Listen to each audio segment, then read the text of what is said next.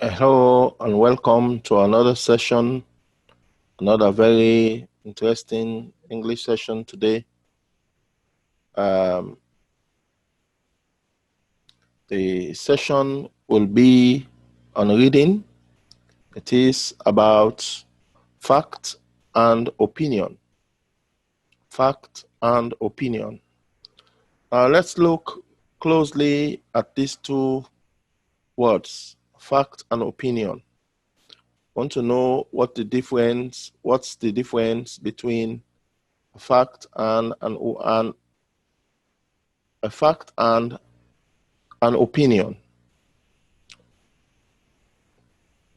Now, statements of fact are objective, not personal.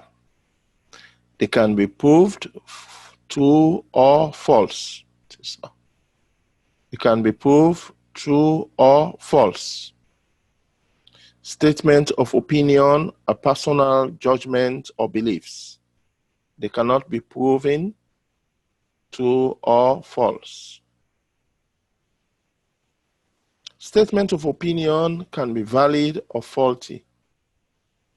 Valid statements can be supported by fact and common sense. Faulty statements cannot. Examine statements of opinion by using your prior knowledge based on what you have seen or read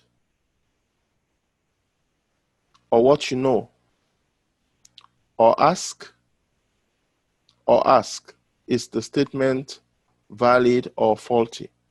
Now, when we read,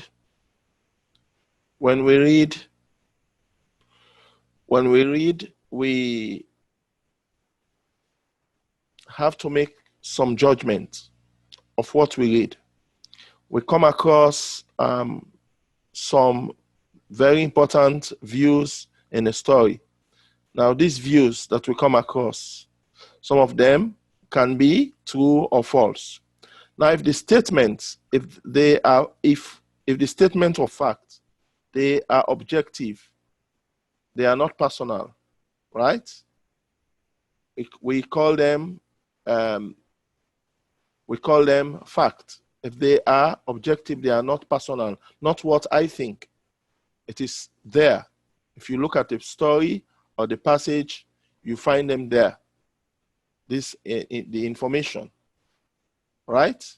They are said to be fact. They can be proved true or false. Then you have those statements that are just personal opinion, statement of opinion. They are personal judgments or beliefs, what people think. They cannot be proven true or false. So that's the difference.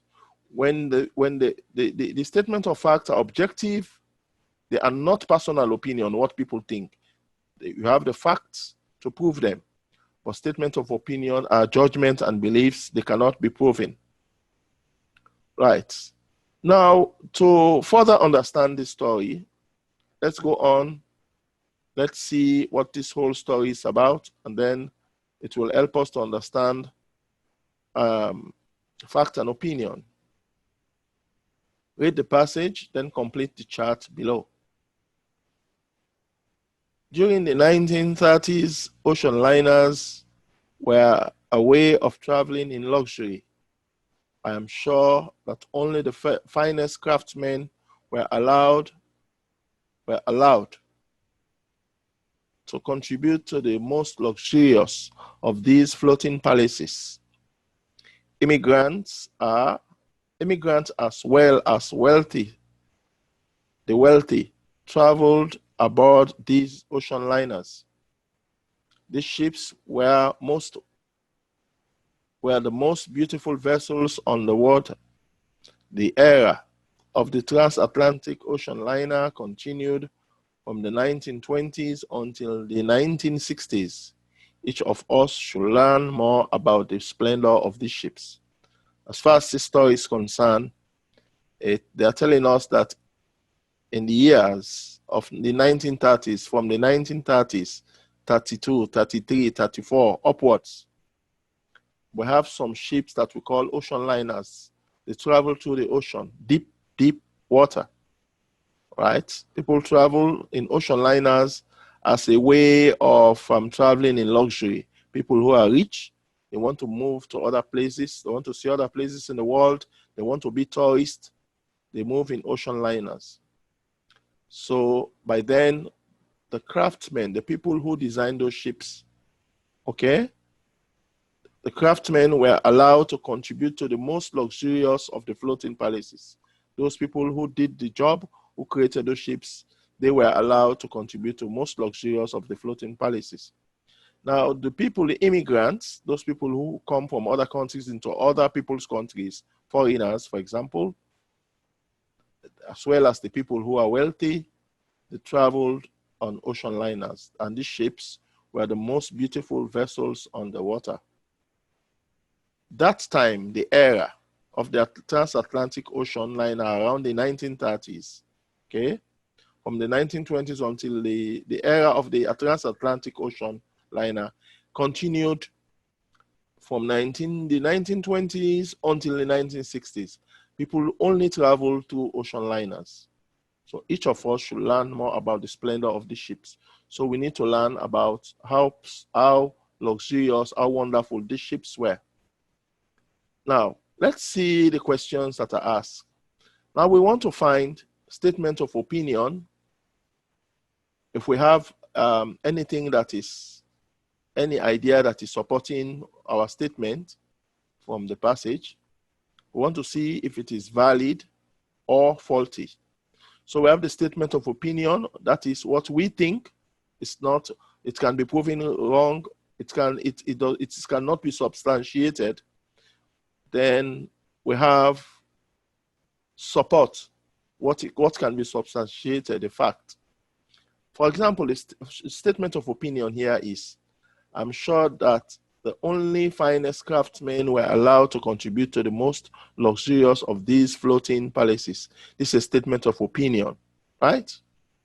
Now, the support, shipbuilders will probably, you see the word probably use the best craftsmen they could find to build their ships.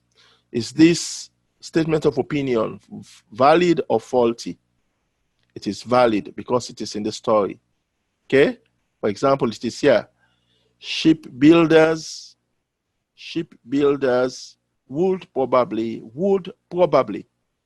Okay? That's the evidence. So it's valid. The second one, each of us should learn more about the splendor of these ships. Each of us should learn about the splendor of these ships.